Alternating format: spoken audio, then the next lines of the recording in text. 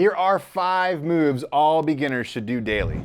First up is calf rocks, just like this, pressing your toes down into the ground and then lifting your toes towards your nose until you feel these muscles right here. You want to do this for 60 to 90 seconds till you get a nice burn in these lower leg muscles, because having strong lower leg muscles, strong feet, and mobile strong ankles helps support your knees, your hips, and your lower back, and all the rest of your body up the chain. Side bends, where you turn your thumb backwards like this and reach your rib cage toward the sky on every single repetition. Make sure you inhale as you come down, exhale as you come up, and never collapse your body to the side. Always reach as much as you possibly can, because we want length of the spine. Because when we lengthen the spine, it makes the back feel so much better. And when we do those side bends, we strengthen these little oblique muscles right here, which are super important for a strong core and a stable spine. Sit to stands, just like this, and make sure that your weight is in your heels, you're pushing your butt back, your back is nice and flat, and your knees are pointed the same direction as your toes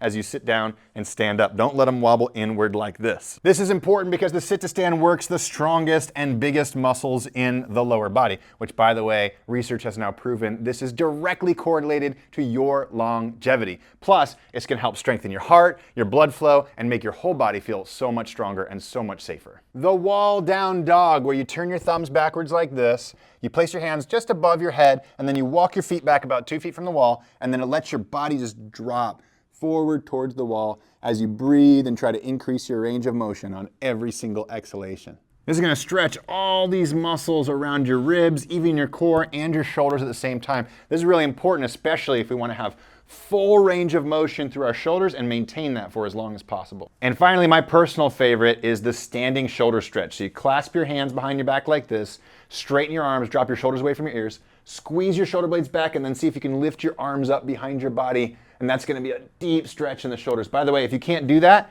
grab a towel like this, a little washcloth or a towel, swing it behind your back, and you can do the stretch the same exact way, just like this. This is going to help strengthen these muscles here, which pull your shoulder blades back, and stretch these muscles here, which pull your shoulders forward. So this is going to ultimately improve your posture and make your upper back and neck feel so much better. Hey, and if you want to try a gentle 10-minute routine that you can do from home with more beginner movements like this that are perfect for your body, just click the link in the description below.